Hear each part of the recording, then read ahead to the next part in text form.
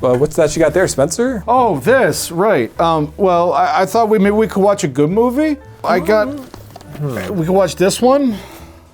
Or maybe one of these two. I'm noticing a theme here. Or, I also got the special limited edition of these ones. Spencer, do you like Lord of the Rings? So, I also have the extended editions if we want those instead. What are you, some kind of nerd? You want 8 hours per movie, including behind-the-scenes featurettes. All right, look, they even look how many discs they got. My Blu-rays are upstairs. Spencer, for you, of course we can watch a fantasy epic, but only have about 82 minutes. Yeah, sure, but magic isn't real. Is it? We watched Max and the Magician and the Rings and the Stones. What is it called? It's called whatever. Yeah, it's right there. Max Magician is what we watched. Yeah. It's basically like a D movie.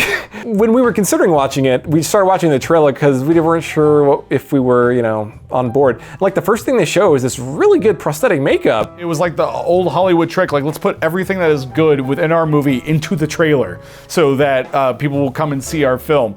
And we fell for it. We fell for it, Chris. Some of the actors, particularly the villain, really hammed it up in a fun way. Yeah. Every single time he would say something, it was almost like his period that he would end his sentence with. It was enunciating the period like, I'm going to kill them, rah. Now I'm going to leave this castle, rah. You're lying to me again, worm. I swear it, my lord. He was practicing the magic?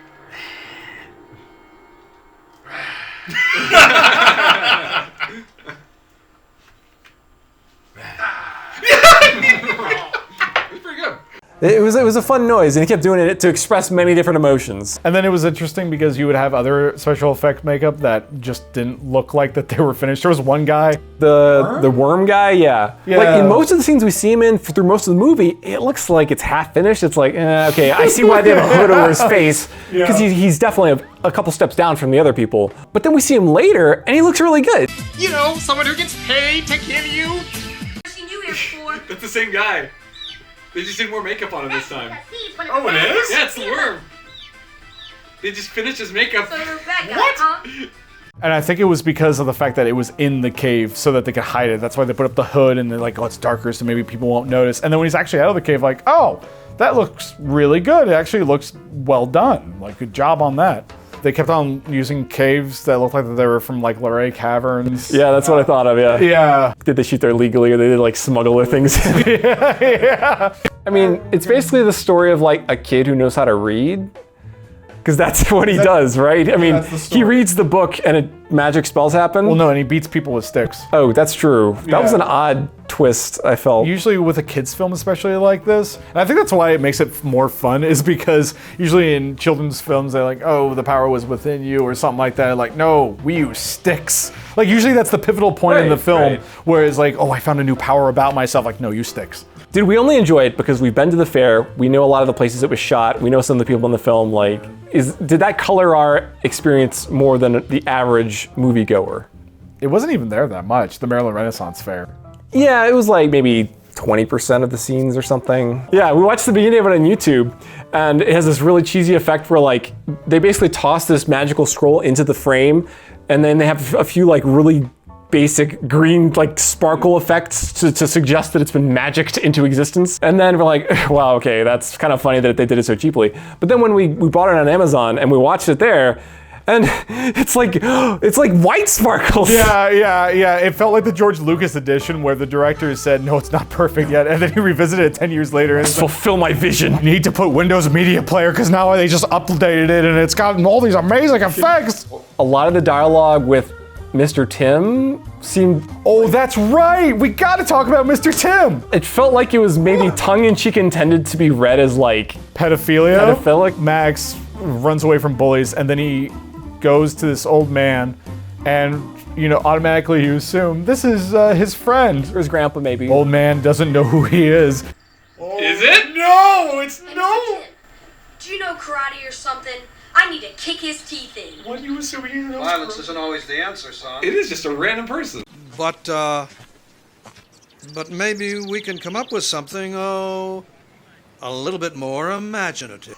Oh, I'll show you. This isn't going the direction I thought it would go. I'd like to think it was like intentionally a humorous, like, Adult joke. yeah, like, Because that's exactly what it felt like. Like, come over with me. I got lots of fun things to do. Like, they couldn't have written those lines and thought to themselves, like, oh, there's nothing wrong about it's this. totally innocent. Yeah. There's no way an adult wrote those lines and said, this is innocent. But then later they do establish that the parents knew Mr. Tim. Because they call him on the phone or something? Hello? Hi, Tim. Yeah, he made him Whoa. okay. They do know Tim. Well, you know I've been on him to make friends. Like at the beginning, when he has the scroll's like being narrated by the princess, I guess, just as a voiceover. It keeps cutting to the animals it makes it seem like the animals are talking, which is like, what? Why are these animals? Well, yeah, and I think that was just a poor choice. No, it was foreshadowing because both those animals do talk. Wow. Okay, so wait, there's actually like some artistic value placed in this film. It had a lot of music too. Like, they Oh, they had budget Enya. yeah.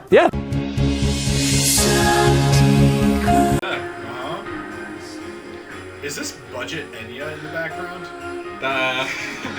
They run into all these problems where they have to go find someone that they know. So like, I want a black horse for my villain. Like, well, I don't have a black horse. Like my cousin Ted, like he's got a brown horse. Like, okay, we'll use that. And then like Jimmy, he has some costumes. Oh, and he also works at the Renaissance Fair. Like, okay, let's get access to that. Yeah, or I know Bob, he has a music licensing company that has like a bunch of independent music artists. Right at the very end, you see all of the credits, and it's just all of these different titles for the film. And it's just for the music. Right, so like the music sounds, at many moments it sounds like a higher production quality than you'd expect from a cheap movie, but then it's because like obviously it wasn't written for this movie. Yeah. It was like, they licensed it somewhere, which is fine. Like I think they actually put an impressive amount of like detail into certain things. Like all the audio is ADR or Foley, which is actually much better than you might expect for a cheap movie like this, which you'd expect them just to like use the camera microphone to record everything. Yeah. So like it's actually, they put some effort into it. But then you have like the Halloween story, elf ears. Oh, and then there's like one of the maidens has on a costume that looked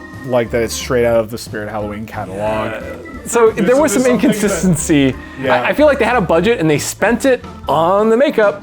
We gotta talk about that one scene when the evil guy's talking to the queen. They're having that conversation, and then out of nowhere, he just kills her. Whoa! Whoa! Oh my god!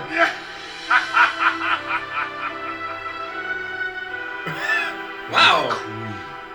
You and your ring. Okay, that was good. That was good. I wasn't expecting that at all. After that, he like kidnaps her, and it's kind of ambiguous whether she's dead or not, but she doesn't appear to be. It's just he brings her back to the cave, and then the king brings some like soldiers to the cave, and then there's kind of a scene where you'd expect like, either you must give my queen back or we will go to war, which is what he says, and you'd expect that to be like, war it is then, is the conclusion, but the bad guy is just like, I will fight you to the death for her return.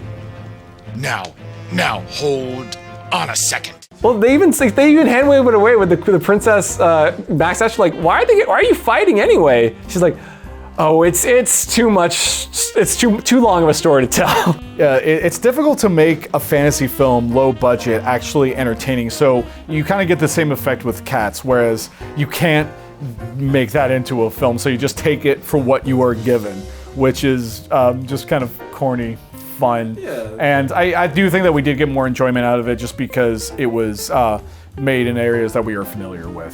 Yeah, and like I don't think a higher budget would have really made this movie much better. No, the script sucks. Yeah, so like I feel like it was just a silly script and they had a little fun with it, and it's just a fun little movie. There's tons of really boring B movies that are just not fun. They might have like one or two fun moments or something.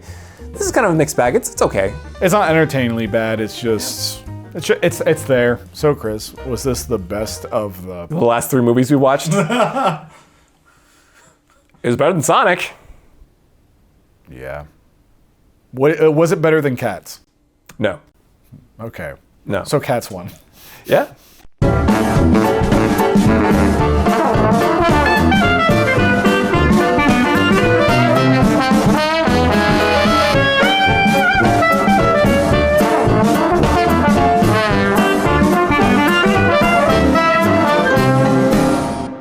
everyone else is pretty dull, I thought. Yeah. They don't really have much to do, I guess, but No, like they had some whoa